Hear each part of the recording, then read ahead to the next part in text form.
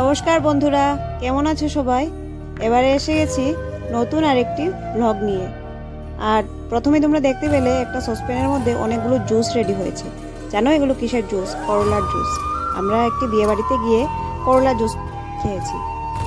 না না, মজা করছিলাম, আসলে এটা করলার জুস না, এটা কিসের জুস ছিল পরে বলবো।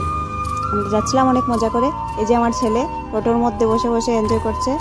আর ওই যে টোটোর মধ্যে একটা টুল ছিল, ও টুলের মধ্যে ও বসেছিল, কিছুতেই ওকে সিটে আনা যাচ্ছিল না, জোর করে ওকে তুলে বসেছিলাম। এই যে আমরা এসে গেলাম বিয়ে বাড়িতে।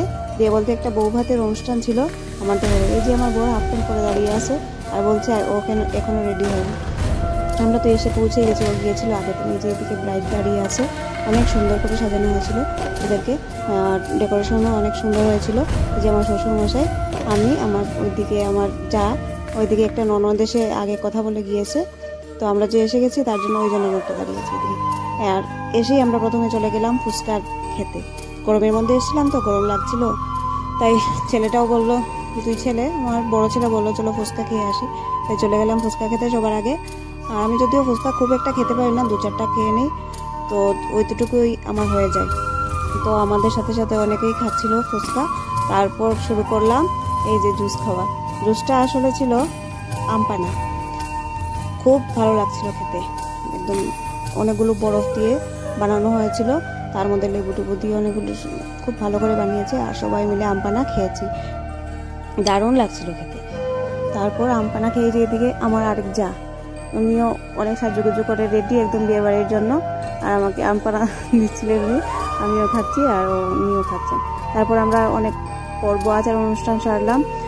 ওই যে জামাইদেরকে আমরা থালা রেডি করে সব জামাইদেরকে বসিয়ে একসাথে খাবার সার্ভ করা হয়, তো ওদেরকে দিচ্ছিলাম আমরা সব বউরা মিলে।